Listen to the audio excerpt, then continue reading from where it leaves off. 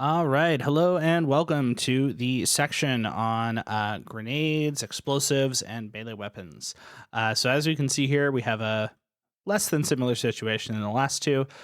We have, quite a few more enemies and no collateral damage. I mean, innocent hostages here while we play with explosives. We have Lunk down here at the truck here. And now Lunk is, pretty outnumbered here. So, we're going to get to take a look here at a little bit about what kind of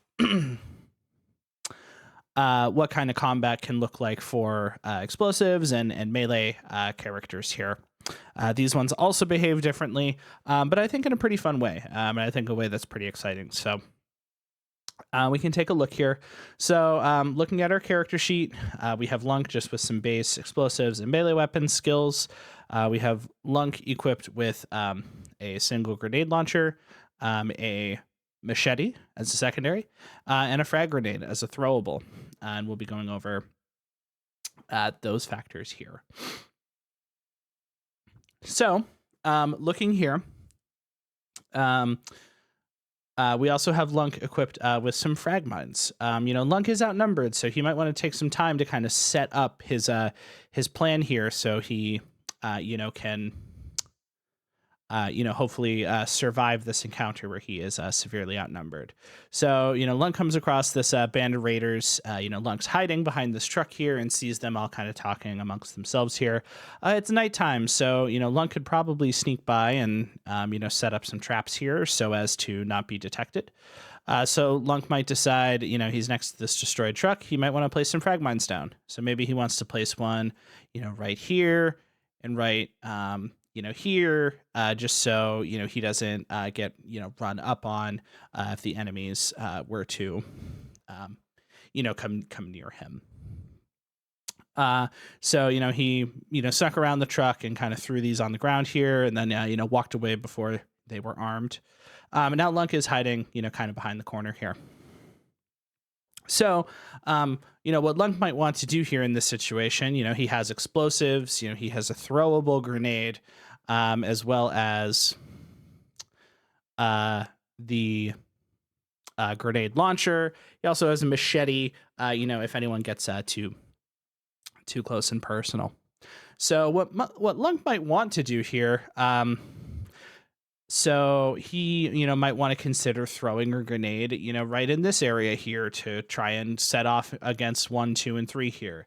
Might do the same towards 4, 5, and 6. If we look here, grenades, you can accurately throw grenades up to 60 feet. The way it works, I'll show a little bit here. There is some variance here. I'm still working on this system, and we're going to have to play it out and see what feels good.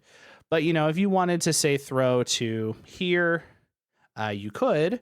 That's within 60. And you could throw right to there as well.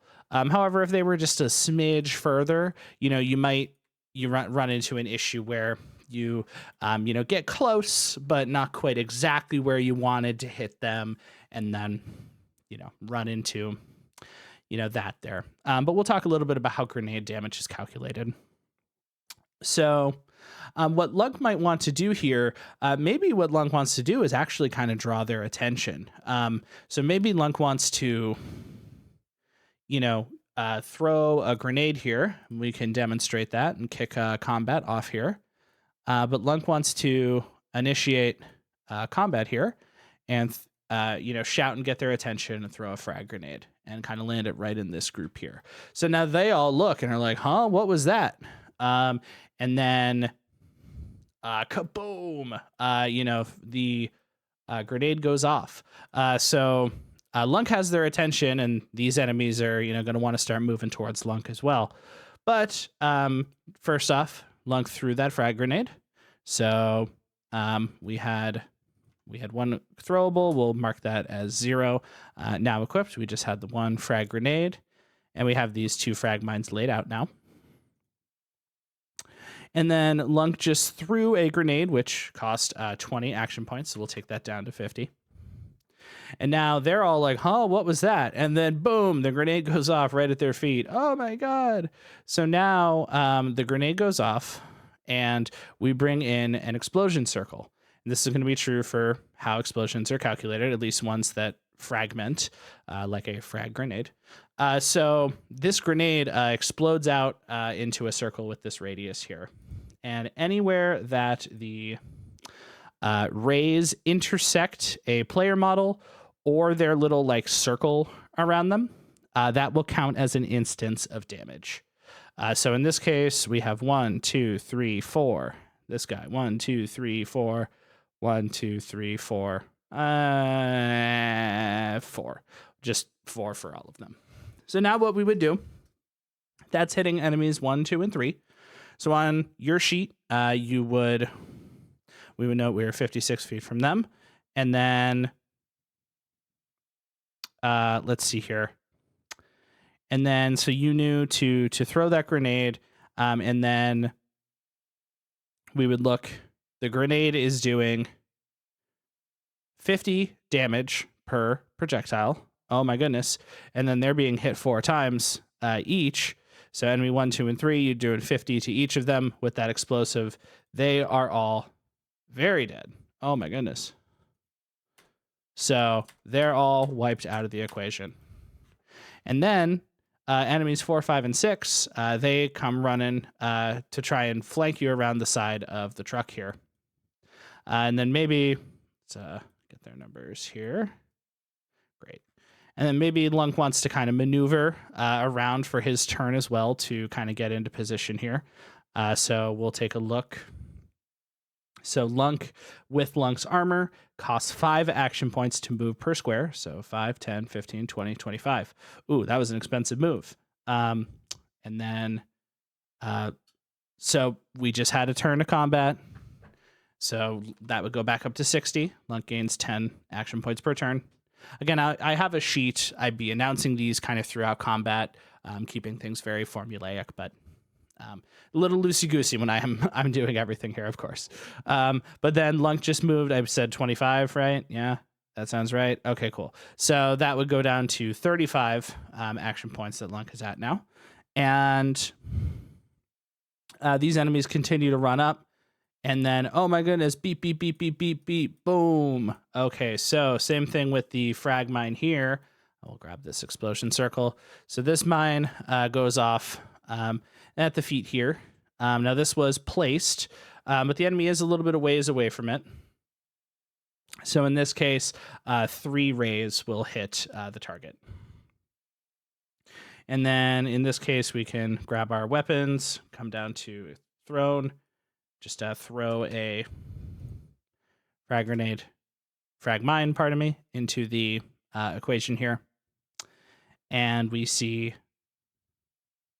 that the grenade did 80 per damage because it is a placed explosive, but 3 hit, so that's going to be 240 damage. Again, explosives are very strong early on against unarmored enemies. They might fall off a little bit, but you can take perks that will up that. And now these enemies are like, oh hell no shot. Now they're aware they just watched their buddy get turned into paste, so they're wiser. And say number 6 shoots this one and it explodes, and then steps over here. Number 4 is continuing to run down towards the truck here, stepping in the puddle that was once their friend. And then, so now Lunk might want to take a shot with the grenade launcher at enemy 6. So now you have a little bit of a choice when you are firing with explosives, with an explosive launcher specifically. So we are firing at enemy 6, and they are how many feet away? They are 38 feet away. So we'll bring that over. All right. So when it comes to firing launched explosives like missiles and grenade launchers and so on, you have the option to shoot the ground near the enemy, or you have the option to shoot like at their center of mass. So shooting at their center of mass, that's going to do an insane amount of damage because the explosion is going to hit the person and detonate right on top of them. But if you miss, you're going to miss wildly. So it is a trade-off. Early it might be wise to kind of aim at the ground, and then later, as you get more proficient, you might want to consider aiming at the center of mass. But nonetheless, in this case, center of mass only need a 5 to hit the center of mass, given the range here. So that seems like a no-brainer to me. And then you would fire your weapon there, and then let's see here. So you're firing a 40 millimeter grenade at number 6, and all of those rays would count as hitting enemy 6. Now, an important detail to note here, all of those fragments are now in enemy 6, or, have become enemy 6, whatever you want to say. If you do that, here's the other trade-off. If enemy 4 were to be, say, right here, they would not take damage because you opted to hit 6 in his entirety. So explosives do have a little bit of that trade-off where you can one-shot a lot of enemies, but you run, if enemies are kind of unarmored, it might be wiser to shoot here and, take both of them out. But again, enemy 4 was not there. Enemy 4 was at the truck. So you turn enemy 6 into confetti. Well done, Lunk. And then that cost a 25 action points to use. We were at 35, so that'll take us down to 10. All right, so Lunk's hurting for action points. So now Lunk will take... so now the turn ends. Lunk will gain back an additional 10 action points here. And then, Lunk's going to want to stay put because, again, if he runs up to the enemy, he won't have action points to attack. So he's going to let number 4 approach him. And then number 4 is going to take a swing with a bat, deal 20 damage. And then Lunk has a damage threshold of 7. So that would be 13 damage that he's taking. I forgot to set this back from the previous combat example, but Lunk would be taking 13 damage. So in this case, Lunk would go to 57. Great. And then, so now that's another turn that's ended. So Lunk's action points would go up to 30. So that's kind of my plan as well. If there's multiple turns of combat, you guys might be at a point where you need to kind of hang back and let some action points recover. So, Lunk stayed in cover. This enemy's running up to him and, going to try and attack him as well. So now Lunk and enemy 4 are engaging in combat here. Lunk has a machete equipped. So this is where melee gets a little exciting. So melee behaves a little bit differently than the rest of the weapons. So the way that melee works is you will still roll a d20 to hit, and that's going to be used in tandem with your strength value to determine damage. So what's also exciting about melee weapons is that they have the opportunity to crit twice. So in this case, if you roll a 94 or greater, you will hit with your weapon, of course. And then you roll a d20 to determine how effective of a swing you just took was. So if you were to roll 94 or greater, you would crit.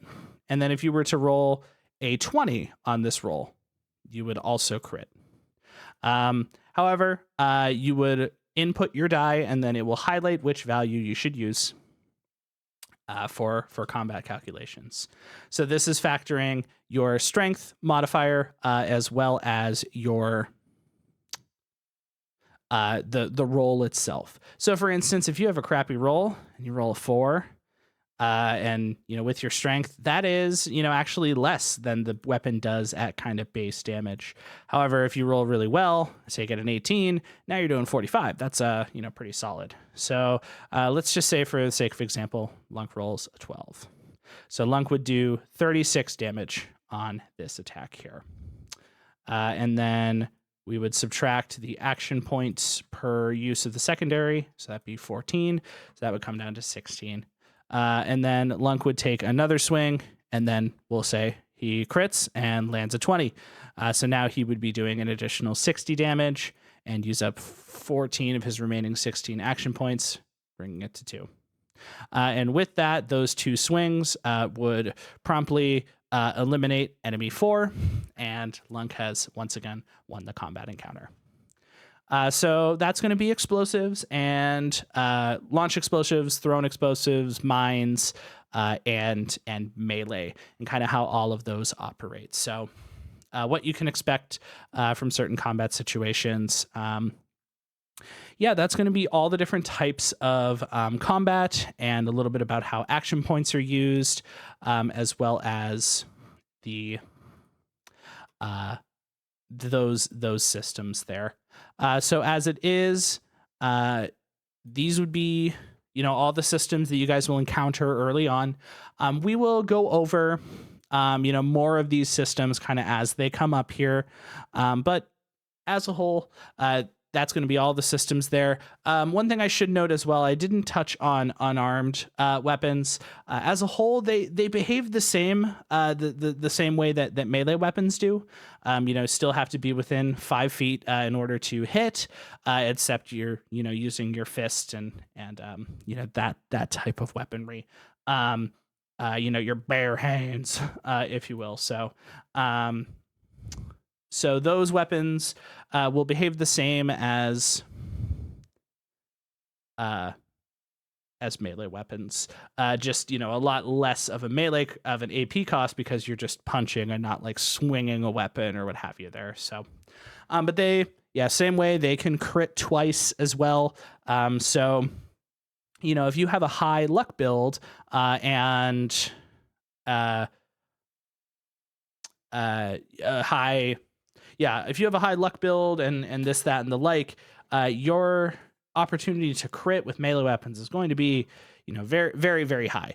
And there are a lot of weapons that, deal additional damage, or maybe there are some unique ones that have extra critical chance and such as well.